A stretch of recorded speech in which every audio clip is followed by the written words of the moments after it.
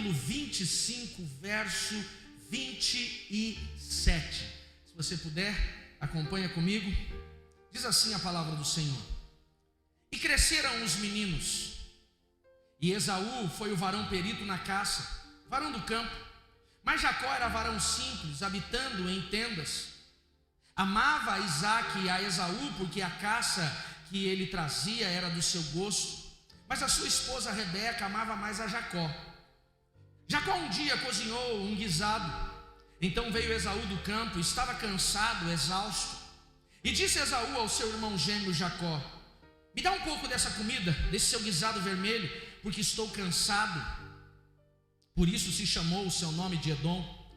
Então disse Jacó: Não te dou, eu troco. Vende-me hoje a tua primogenitura e eu lhe dou a comida. E disse Esaú: Eis que estou a ponto de morrer, para que me servirá logo a primogenitura? Então disse Jacó: Jura-me hoje. E ele jurou e vendeu o seu direito à primogenitura de filho mais velho ao seu irmão Jacó. Então o irmão lhe entregou o pão e o guisado de lentilhas. Ele comeu e bebeu, e levantou-se, e foi assim que desprezou Esaú a bênção da primogenitura. Se você puder, feche seus olhos, curve a sua cabeça. Senhor Jesus, obrigado por tudo aquilo que já está acontecendo neste lugar. Obrigado, Deus, por essa atmosfera, pela tua graça. Obrigado, Senhor, pela forma que o Senhor já está se manifestando. E eu peço, ó Deus, que o teu cuidado possa manifestar, ó Deus, a tua verdade. A verdade que liberta, a verdade que transforma. Que nada venha roubar a nossa atenção, que nada venha nos afastar, ó Deus, do teu plano. Que nada, Senhor, venha tirar o foco dos teus filhos e filhas para aquilo que será ministrado nesta noite. Pelo contrário, Senhor, que o nosso coração, a nossa alma, a nossa mente esteja totalmente voltada ao Senhor. Esta é a minha oração em nome de Jesus. E aquele que concorda, diga. Obrigado, Cleizinho. Conhecemos bem a história dos gêmeos. Não foi por causa do aniversário dos meninos que Deus me deu essa palavra, ou que eu escolhi a palavra, mas tem a ver talvez, né, as situações. Porém, você conhece bem a história dos irmãos gêmeos, Esaú e Jacó, filhos de Isaac, netos de Abraão. A história desses homens, né, ela nos traz lições importantes em várias áreas das nossas vidas, em várias situações e comportamentos. Mas eu creio que uma das que mais marca a história destes homens está ligado às decisões que eles tomaram. E é sobre isso hoje, Lucas, que eu quero falar com vocês, inspirado pelo Espírito Santo, sobre decisões. Todos os dias eu e você tomamos decisões. Todos os dias tomamos decisões importantes, complexas ou triviais. Os especialistas dizem, Lise, que nós tomamos mais de 35 mil decisões em um dia. Coisa maluca. 35 mil decisões. No momento em que você abre os seus olhos ao acordar, até você fechá-los para descansar, você está tomando decisões. Algumas seguidas de ações práticas, outras apenas no seu comportamento. Quando falamos de decisões, existem as decisões automáticas. O que é uma decisão automática? Aquela que você decide sem avaliar. Por exemplo, escovar os dentes, vestir roupa, tomar banho. São decisões automáticas. Existem decisões rotineiras, que envolvem as nossas escolhas diárias, aquilo que a gente faz regularmente. Por exemplo, a rota que nós vamos pegar para o trabalho, seguir sempre o mesmo caminho, como responder as mensagens, qual é a rotina que nós usamos para responder um e-mail ou um WhatsApp. Temos também as decisões do estilo de vida, fala das dietas, fala do tempo de sono, alguns valorizam mais, outros valorizam menos, o horário que acordamos, o horário que dormimos, o que vamos comer. Encontramos decisões profissionais que falam sobre os nossos resultados, estratégias, como reagir no nosso trabalho, aquele que trabalha com vendas, com negócios, a melhor estratégia para o melhor cliente, como agir com o chefe ou com o subordinado. Encontramos também decisões financeiras, aquelas que envolvem os nossos gastos diários, se vamos investir, se vamos economizar, se vamos comprar um consórcio. vai fazer um financiamento, você vai pagar menos ou mais juros, você vai usar o dinheiro do banco, você vai correr atrás de um agiota, que inclusive, diga-se, é uma decisão bem desastrosa. Encontramos também as decisões interpessoais, isso fala de relacionamentos. Com quem vamos relacionar, quem vamos deixar entrar na nossa vida, quem não vai entrar. Porém, eu creio que as decisões mais importantes são as decisões determinantes. Quais são as decisões determinantes? São aquelas que geram resultados práticos, claros ou consequências desastrosas. As decisões que eu e você tomamos todos os dias, elas vão gerar um resultado. E o nosso destino, Wilsinho, está diretamente ligado às nossas decisões. Seja o destino financeiro, seja o destino conjugal, seja o destino emocional e seja até o destino eterno. Uma pessoa que ela rejeitou Jesus, ou aquela que resolveu entregar a sua vida para Jesus, e independente da decisão, em algum momento ele passou por uma situação e acabou sua vida encerrando-se por ali, a sua eternidade foi definida pela decisão que ele tomou. Quem está me entendendo, diga amém. Existem milagres que não aconteceram em nossas vidas porque não tomamos a decisão correta. Vamos lembrar da história da mulher do fluxo de sangue, aquela mulher que estava doente há 12 anos. Ela fica sabendo que Jesus passa pela sua cidade.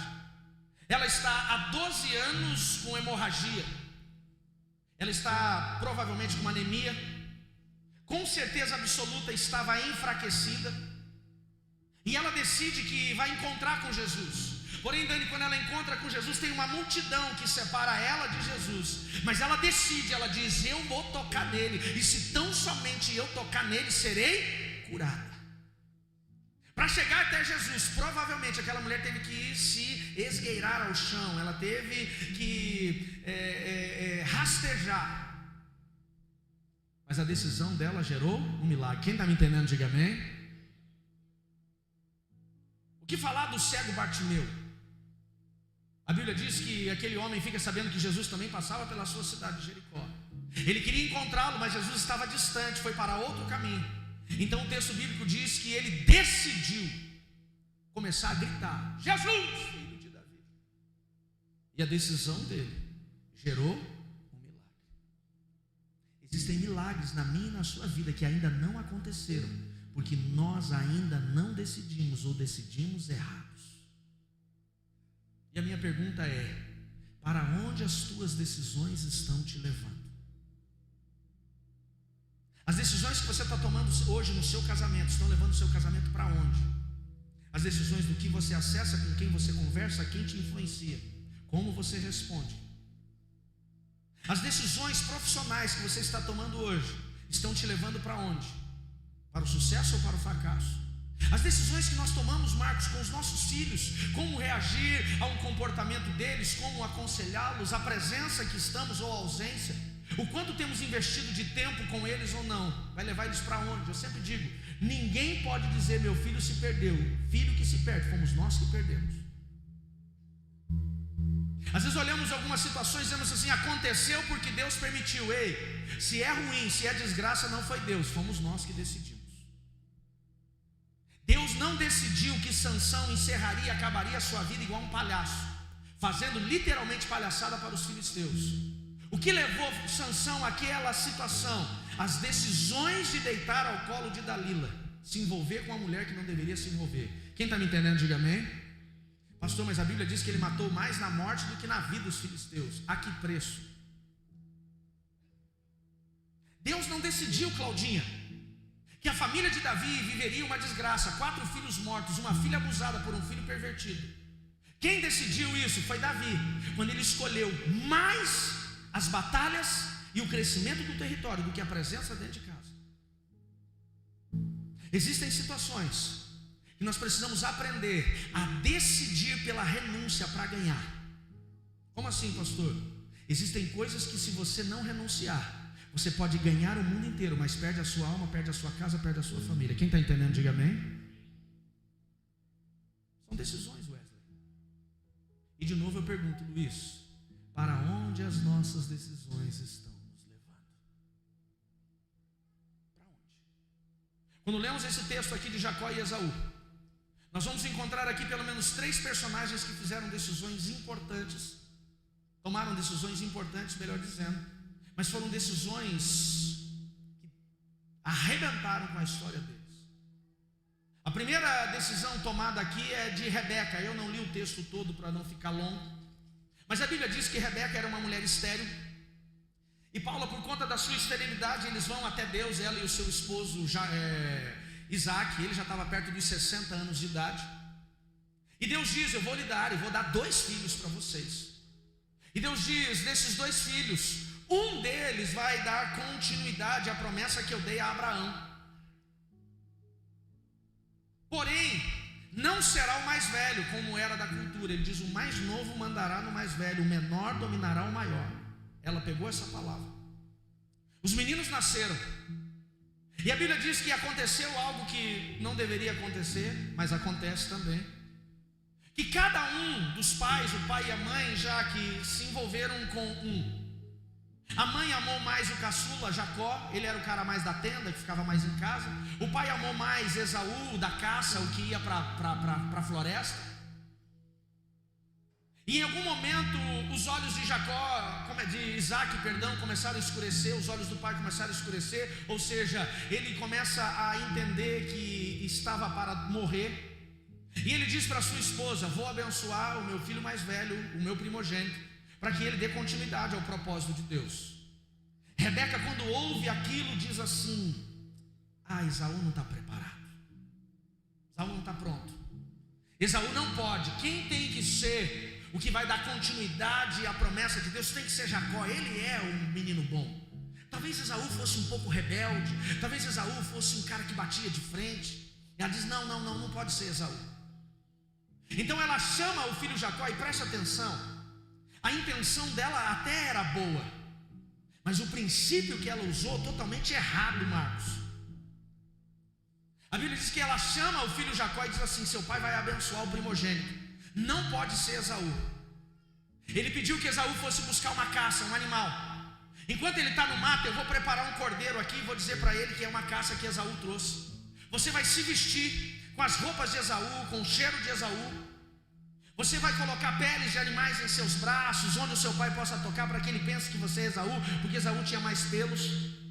E você vai se apresentar diante dele dizendo que você é Esaú, para que o seu pai possa abençoar você. Sabe o que ela fez aqui? Ela tomou uma decisão equivocada, Paulo, mas tomou. Alguém pode olhar e dizer: mas pastor, Deus tinha uma promessa. Antes dos meninos nascerem, Deus disse que o mais novo ia mandar no mais velho. Eu pergunto para você: para Deus cumprir seus propósitos, Ele precisa usar a mentira? Sim ou não? Quebra de princípio. Deus precisa da sua ajuda?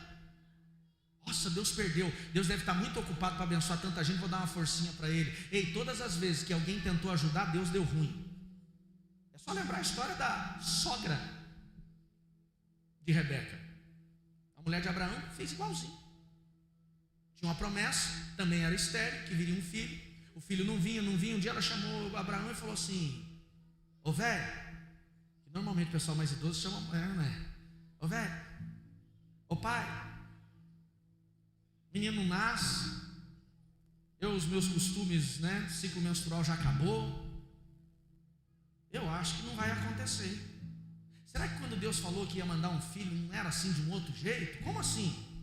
Ela falou: então, tem aquela escrava Agar que nós trouxemos lá do Egito, ela é minha e tudo que é dela é meu. O que eu pensei aqui? Coabita com ela, ela vai gerar um filho, e quando ela gerar um filho, o que é dela é meu. Abraão acabou cedendo, e a Bíblia diz que ele cometeu esse erro.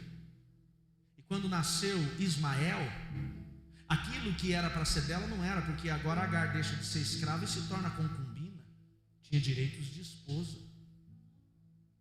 O que Sara tentou fazer, dar uma ajudinha para Deus, arrumou uma encrenca que a gente está vendo até hoje, agora. Sabe essa guerra Israel, Hamas, Palestina? São os 2 irmãos, Isaac e Ismael. Toda ajuda que você e eu tentarmos dar para Deus vai dar ruim. Quem está entendendo, diga amém. Vai dar ruim, vai ser esquisito. A pergunta é: para onde as tuas decisões estão te levando. A decisão dela foi influenciar o filho a mentir para o pai, e ele mentiu. A decisão de Jacó foi mentir para o pai e depois enganar o irmão, o segundo personagem. Ele decidiu dar continuidade naquilo que a mãe influenciou. Ele poderia ter dito: mãe, para por aí. Não é desse jeito. Imagina que eu vou mentir para o meu pai, isso é uma desonra. Mas ele decidiu dar continuidade. Quando o irmão vem da caça, ele decidiu oferecer para um homem cansado e exausto a troca injusta de um prato de lentilhas por o direito de uma bênção. E nós encontramos o terceiro personagem, Reza, que é o próprio Esaú, que também fez uma decisão. Ninguém colocou uma arma na cabeça dele, uma espada no seu pescoço e falou: vai, entrega. Não, ele chega cansado, e ele, o texto bíblico diz que ele rejeita. Olha o que diz o verso 34 que nós acabamos de ler. O verso 34 diz assim: ele desprezou o direito da primogenitura. Ele fez uma escolha, ele tomou uma decisão. E a decisão de desprezar a primogenitura trouxe consequências. Toda decisão que eu e você tomarmos, Márcio, na nossa vida vai trazer ou resultado ou consequências. Todas. Você pode escolher o que você vai viver agora, você não pode escolher o resultado que ele vai trazer ali. Porque o resultado não está diretamente ligado ao que você quer, está diretamente ligado ao que você decidiu. Quem está me entendendo, diga amém. Quais foram as consequências na vida de Rebeca? Depois que o irmão enganou Esaú, Esaú fica indignado porque o pai, quando ele vai abençoar, vai pedir a bênção, diz: já abençoei Jacó, já era, não tem mais para onde ir. Ele fica louco, falou: me dá alguma coisa. Ele falou: eu vou te dar alguma coisa, põe a mão debaixo da minha coxa, que era a cultura. Quando ele põe a mão debaixo da coxa, ele diz assim, o pai, que estava cegando quase, ele diz: agora você vai servir o seu irmão. Ele fica pilhado.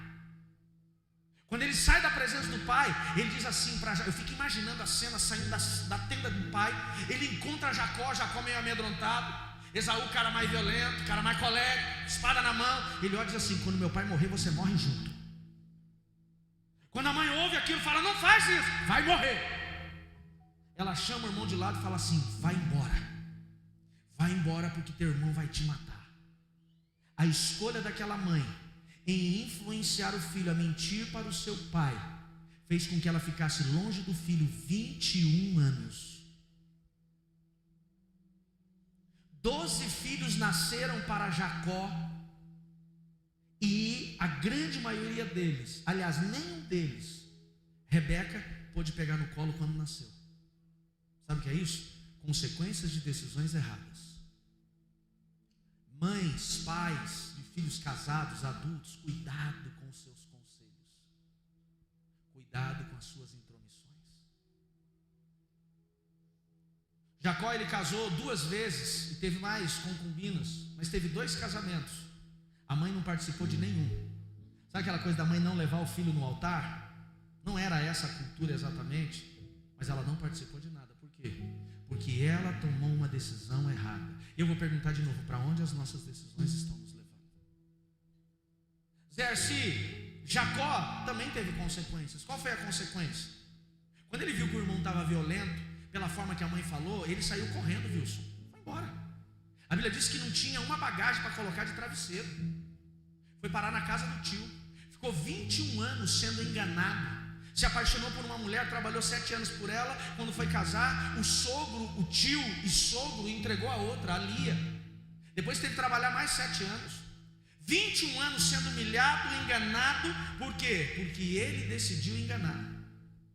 Consequências. 21 anos ele pensando: e meu irmão? Vai me matar? Como é que está meu pai? Como é que está minha mãe? Resultado de uma decisão. E Esaú, que desprezou o direito da primogenitura, Rafa, ele também teve consequências. As consequências de Esaú: perdeu o direito à bênção. Hoje nós lemos nas escrituras sagradas os patriarcas Abraão, Isaac e... Pastor, mas a Bíblia já dizia que ia nascer e o mais novo ia ser sobre o mais velho. Mas Deus poderia mudar isso, sim ou não? Se ele se humilhasse, se ele mudasse, se ele se posicionasse. Mas ele teve consequências. A minha pergunta é: será que hoje eu e você vivemos resultados de decisões corretas ou consequências de decisões erradas? que você está vivendo hoje? Seja na sua vida espiritual, ministerial, seja na sua vida conjugal, emocional. O que você está vivendo hoje é resultado do quê? É consequência do quê? Nós não avaliamos. São 35 mil decisões. Eu não consigo avaliar 35 mil decisões no dia, mas avalie pelo menos as determinantes. Rita, o grande erro que nós cometemos é não avaliar as decisões determinantes. Nós tomamos decisões eternas de forma passageira. Existem casamentos que estão deteriorando por conta de decisões erradas, por conta de amizades que foram regadas de uma forma errada, por causa de comunicação ou ausência dela, por causa da falta de respeito. Entende? Respeitar ou não respeitar o cônjuge é uma decisão que nós tomamos todos os dias. Hoje pela manhã eu estava orando, a pastora Anne entrou, não viu que eu estava orando, e ela fez uma pergunta para mim, e eu balancei a cabeça assim, porque eu não... Ela olhou para mim e falou assim: precisa responder desse jeito? Eu falei: desculpa, eu estava orando, me perdoe. Aí eu parei meu tempo de oração, levantei e falei: o que você quer que faça? Assim? Vamos fazer assim então. Às vezes a gente toma uma decisão e fala assim: já vem, olha o Satanás te usando. Aí a gente está orando, o capeta se levanta. E aí, meu irmão, já dá treta, não tem nada a ver. Às vezes é uma resposta errada. Uma resposta errada. O problema é que nós tomamos decisões eternas com respostas passageiras. Às vezes nós tomamos decisões importantes com emoções comprometidas. Às vezes tomamos decisões fundamentais com motivações erradas. E aí vamos para Deus perguntar: por que isso está acontecendo comigo? Por quê? Porque nós decidimos.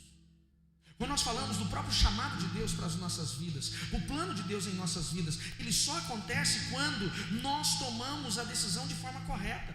Quando Jesus encontra os seus discípulos, os homens que Jesus levantou eram homens rudes, cara. Um era cobrador de impostos, rejeitado pela cultura judaica. Outros eram pescadores, iletrados. O pescador, por que os nazarenos eram rejeitados? Porque eles eram gente sem cultura.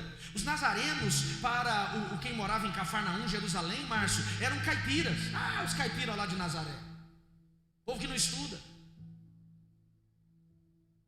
Outro era um zelote, um revolucionário. O cara era revolucionário. Era o Asfarque da época da Judéia, querendo libertar Israel de Roma. Era tudo gente boa, tudo gente educada. E Jesus escolheu esses homens para serem seus apóstolos. Agora preste atenção: o que definiu o sucesso do ministério dos 11 que permaneceram não foi a escolha de Jesus, mas foi a decisão em seguir Jesus. Quem está me entendendo, diga amém.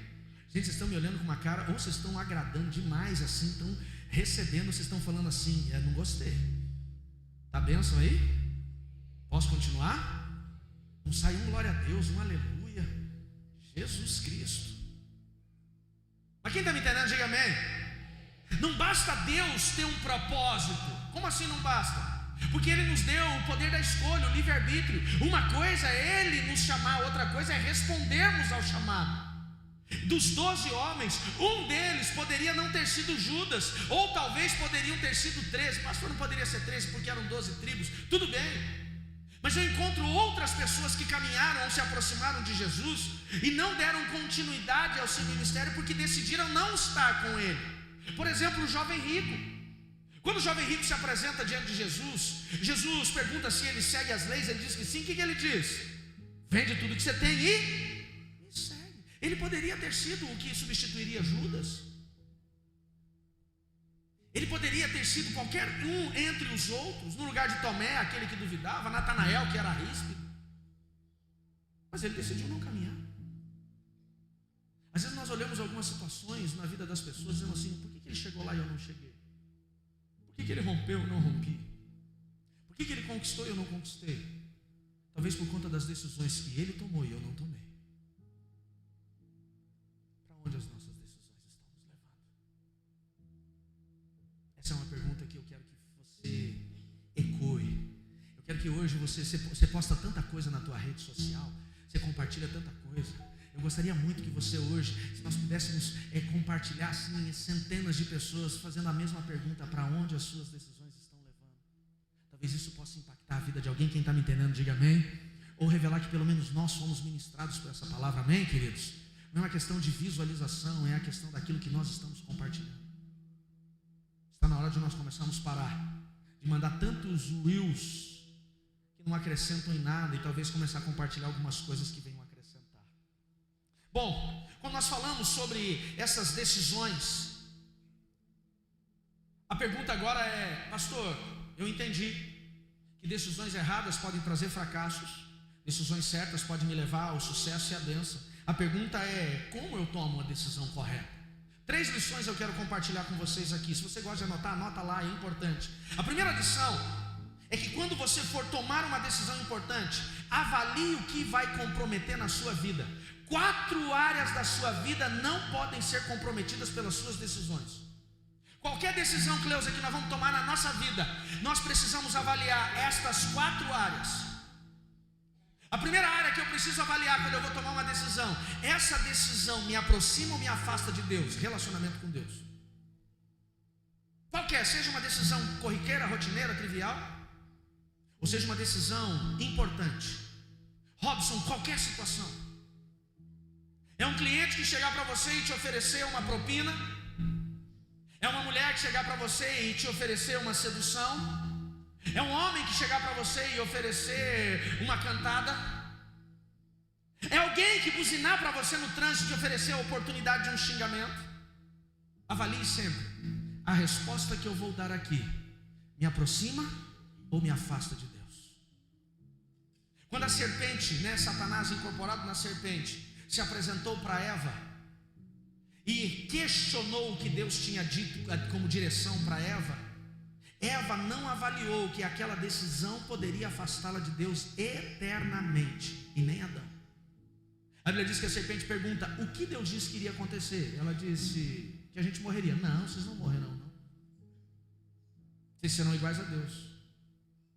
E ela não parou para avaliar: isso me afasta dele? E afastou. Quando você for tomar uma decisão, avalie: me aproxima? Compromete a minha caminhada com Ele? Revela o propósito dele ou me tira dele? Segunda situação dessa primeira lição: qual é a outra área, Qual a outra situação que eu não posso comprometer? Nunca comprometa os princípios. Tome decisões que não comprometam princípios. O que é princípio? Mandamentos. O que é princípio? Padrão de Deus.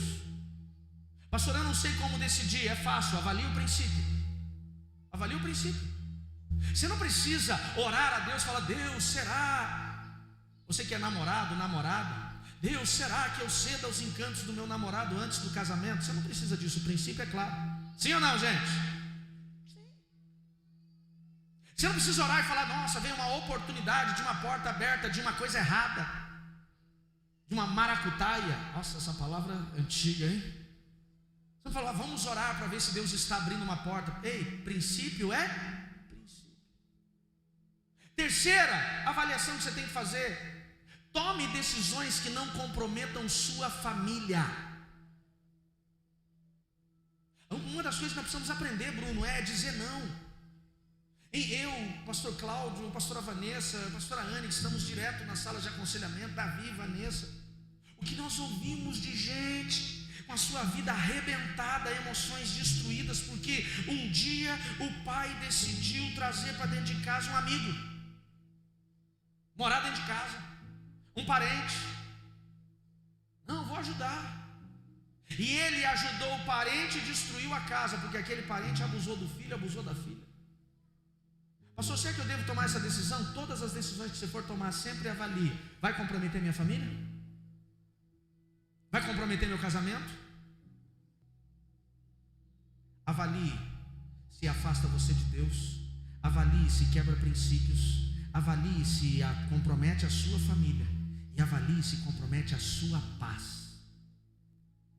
Você sabia que 1/3 das situações desconfortáveis que nós enfrentamos não tem nada a ver com nós, ou diretamente com aquilo que nós fizemos, mas com as decisões que nós deixamos as pessoas fazer com a gente? Alguém chega para você e fala assim: Juarez, me empresta teu CPF, empresta o cartão, estou desesperado, o meu já estourou, o dele vai estourar o teu também. Sim ou não, gente? Você perde paz porque decidiu errar. Aprenda a dizer não. Tem situações que para proteger seu casamento, proteger seus filhos, você tem que dizer não, para não perder a paz. Não vai, não pode, não permito. Hoje, ouça o que eu vou dizer isso com muito amor e carinho. Coloque amor nas minhas palavras. Pais de adolescentes, pais de jovens, seu filho pode tomar decisões, pode tomar decisões. As decisões dele, principalmente quando ele tem 18, 19 anos de idade, vão trazer os resultados para ele. Eu sei que às vezes você vai ficar desconfortável, mas pode. O que você não pode é ser conivente com as decisões deles e decidir apoiar decisões que quebram princípios. O filho começou a namorar, traz a namorada para dormir na casa, dorme na cama dele, no quarto dele. Ei, cadê o princípio? Pensa nisso. Não é uma regra da igreja, é um princípio. Porque na sexta-feira o namorado da minha filha não tem para onde ir, deixa ele dormir aqui. Dorme aqui se for lá com o cachorro. É brincadeira só, mas são decisões, gente.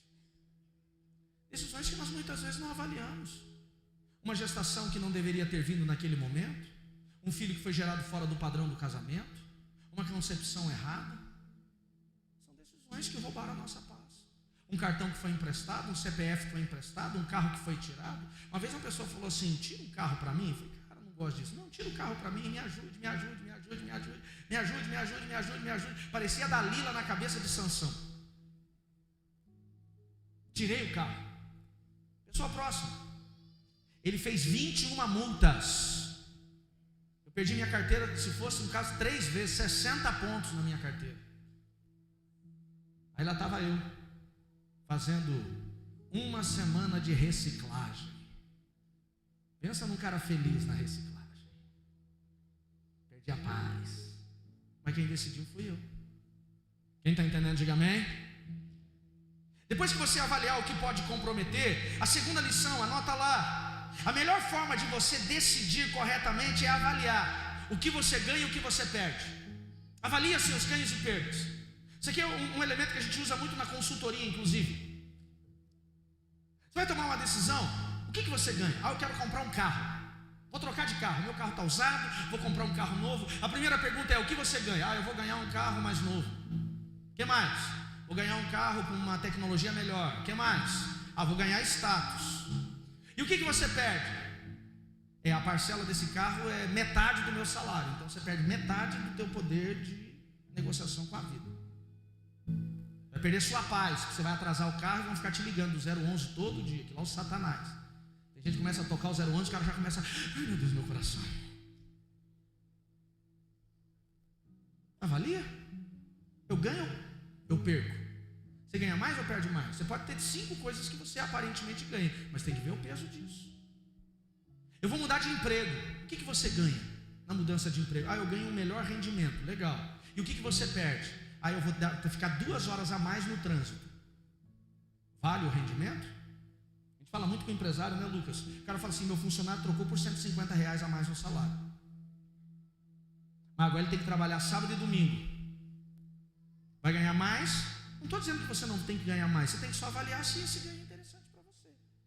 Dentro da área que eu atuo, se eu fosse para, por exemplo, Mato Grosso do Sul, que eu tenho clientes lá, se eu fosse para Mato Grosso do Sul e liberasse minha agenda de treinamentos na região do interior do Mato Grosso, Naviraí, Dourados, aquela região, eu ganharia o que eu cobro num treinamento 1x, lá eu ganharia 3x.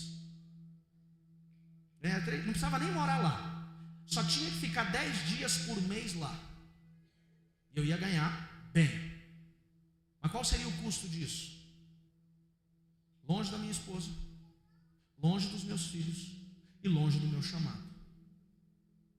Essa é a escolha que eu faço. Eu coloco meus carinhas para dormir todas as noites. Eu tento almoçar com eles todos os dias. 80% dos dias, não importa onde eu estou fazendo treinamento lá no sítio cercado, eu venho almoçar em casa. São decisões. Eu decidi ganhar menos para ficar mais com a família. Por quê? Porque Davi aumentou o território de Israel 100 vezes. A qual custo? A morte de 4 filhos, uma filha violentada. É o que a Bíblia pergunta. Do que adiantou ganhar o mundo inteiro e perder sua alma? Louco. Quem está me entendendo? Diga amém. Pastor, você está contra o resultado? Eu não sou contra o resultado, não, claro que não. Se você não tem nem um passarinho para dar água, vai embora, toma a decisão, bora lá. Mas todas as decisões não avaliam apenas os seus ganhos, avalia o ganho da sua casa. O que seus filhos ganham? Sua família, vamos mudar para uma outra cidade, legal, oportunidade boa. A família vai ter também ganhos na outra cidade? Tem que pensar nisso. Todas as nossas decisões vão gerar resultados ou consequências. O que eu ganho e o que eu perco. Terceira lição e última para nós encerrarmos. A terceira lição é quando você tomar uma decisão, leve em consideração algumas situações. Primeiro delas, o ciclo que você está vivendo, o tempo. Existem situações, tempo que nós estamos vivendo que nós não podemos decidir. Por exemplo, estamos vivendo um tempo de luto. Quantas pessoas eu já vi, Iva, tomarem decisões desastrosas por causa do luto? Alguém da família faleceu, vende essa casa, vende essa propriedade, vende tudo por qualquer dinheiro, no luto. Aí depois que passa o luto, fala assim, meu Deus, eu vendi a memória, perdi. Tomei decisões equivocadas. Qual é o tempo que você está vivendo? Às vezes o tempo que você está vivendo é um tempo de cansaço. Olha Esaú aqui. O texto diz que ele chega exausto. Fala, me dá um pouco dessa comida. Ele falou, não te dou, eu troco, eu vendo. Ele falou, eu estou cansado demais, do que me vale a primogenitura. Valorizou, hipervalorizou o seu cansaço. Tem gente que começa a pensar em trocar de emprego. Vou trocar de emprego porque eu estou cansado. Deixa eu te perguntar, você acha que muitas pessoas que se dizem cansadas precisam trocar de emprego? Não, o que elas precisam? Férias. Vai descansar. Para um pouco. Entra um tempo em off. Mas toma decisões malucas. Qual é o tempo que você está vivendo? Você quer ver uma das coisas que o tempo mais compromete, o ciclo mais compromete? O cara está vivendo um ciclo de endividamento. E aí ele começa a pegar qualquer tipo de crédito, inclusive em agiota. Juros absurdos. Compromete sua paz, até a sua vida. Por quê? Porque tomou decisão na hora errada. Aliás, quando mais você precisa de dinheiro, é quando mais você tem que ponderar onde você vai buscar isso. Porque se você está precisando muito, é porque talvez você já tomou muita decisão equivocada. Quem está entendendo, diga amém. Avalie os tempos, então, avalie o ciclo que você está vivendo. Qual é o ciclo que você está vivendo? É um ciclo de estresse? Está estressado, não decide. Segunda situação que você tem que avaliar: avalie a motivação da sua decisão. Qual é a minha motivação? Por que eu estou tomando essa decisão? Eu estou tomando essa decisão porque ela vai me trazer benefício, ou estou tomando essa decisão para me vingar? Eu estou tomando essa decisão porque ela vai trazer resultados, ou estou tomando essa decisão porque eu estou com raiva? Qual é a motivação? Eu quero viver resultado, ou eu quero ser reconhecido? Quais são as motivações? E terceiro e último ponto, você tem que levar em consideração suas emoções. Entenda, as suas decisões, elas são expressões do estado que a sua alma está. A nossa alma é como um coador de café. Tudo que você encostar perto vai pegar gosto. Se você colocar o coador em cima da cebola, quando você passar o café naquele coador que tocou na cebola, vai ter gosto do quê? Cebola. Se você deixar perto do peixe que você limpou, quando você passar o café, vai ter gosto do quê? Peixe. Nossa alma, ela é as nossas decisões são as expressões da nossa alma. Se a sua alma está doente, suas decisões serão adoecidas. Se as suas emoções estão em desordem, suas decisões serão desorganizadas. Se as suas emoções estão desequilibradas, suas decisões serão desequilibradas. Então, quando você for decidir, número 1, nunca decida nervoso. Estou nervoso, não decide, vai dormir. Já teve situação que a Ana falou, o que nós vamos fazer? Eu falei, a minha vontade é de ir lá e virar o giraia. Eu falei, mas o que você vai fazer? Eu falei, eu vou dormir, vou descansar. Amanhã a gente conversa. Amanhã a gente resolve. Por quê? Porque do jeito que eu estou, eu vou fazer besteira. Quem aqui já tomou decisão equivocada porque estava nervoso? Levanta a mão. Uma vez, aconteceu uma situação desconfortável na igreja, já era pastor. Aconteceu uma situação equivocada na igreja. Aqui comigo, não perde atenção não, fica comigo. E eu terminei o expediente nervoso por causa daquela situação. Nervoso. E a Anne, quando saímos da igreja, ela falou assim: vamos ao mercado. Falei: bora, vamos lá. Ela ainda trabalhava no Bradesco. Então passei em casa, ela deixou o carro dela, passei, peguei ela em casa e fomos para o mercado. Mas eu estava, meu irmão, tiririca. Eu estava na neura. E aí eu chego no estacionamento do Condor e começo a procurar vaga e não encontro. E dou uma volta, e 2 voltas, e 3 voltas. Na terceira volta uma pessoa estava saindo. Então eu estacionei para a esquerda, esperei a pessoa sair, fiquei com o pisca ligado. E quando a pessoa que saiu, quem veio no fluxo veio e entrou.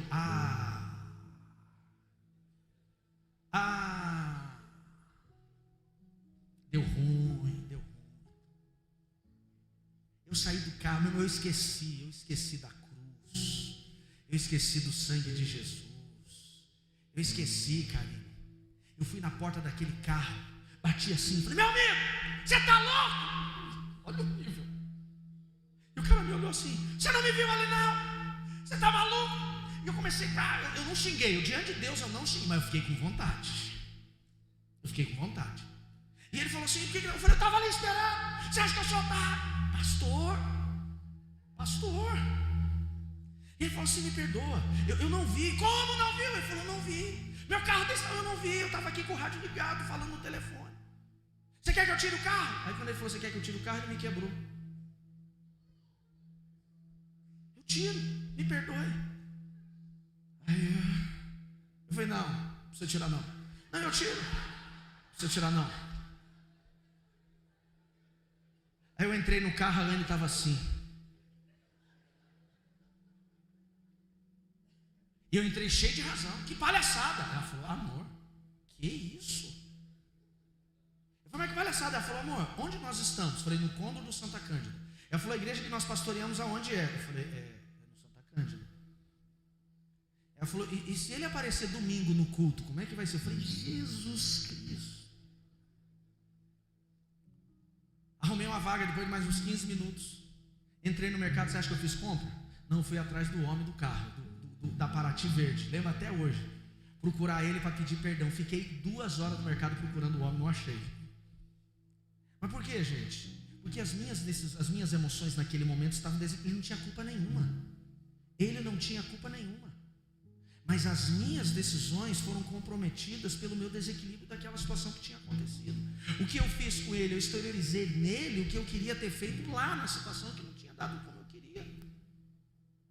Eu fiz com um estranho, nunca mais ver, e peço que Deus tenha misericórdia da minha vida e que Ele tenha, nunca lembre disso, porque eu lembro sempre. Estou lembrando agora aqui, 13 anos depois eu estou lembrando.